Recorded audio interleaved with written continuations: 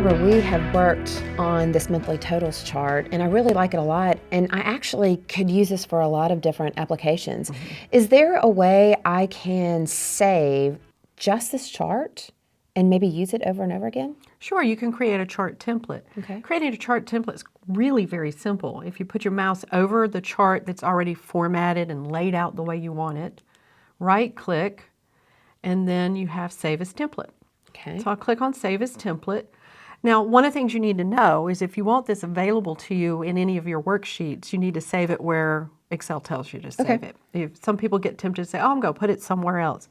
Leave it here where it puts it in that templates folder and the chart subfolder, and then you can get to it. Notice also we have a file extension that's a little bit different. It's a CRTX file. So let's call this one, you want to call it trend line? Sure. Let's call it trend line.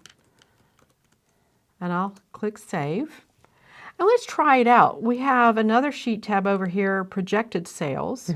So why don't we just see how that goes. If I come in here and I select my chart information from my spreadsheet, and it looks to be pretty much the same kind of data, just different months. And I'm going to go up to my Insert, Charts.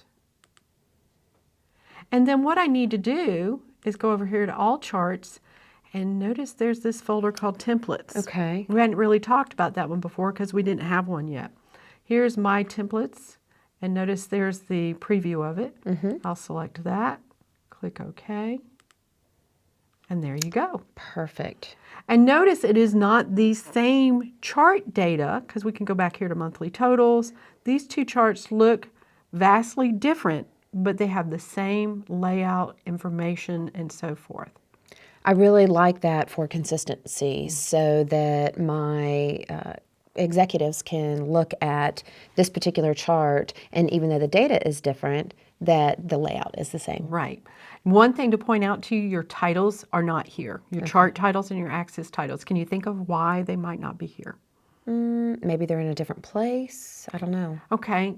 One of the reasons is we did type in this information, and here we're looking at specific cells within the worksheet. When you come over here, we might not have that same information, so it didn't carry that over. But putting in a few chart titles will just take you a few seconds. You've taken a lot of the time out of your work already. Okay, great.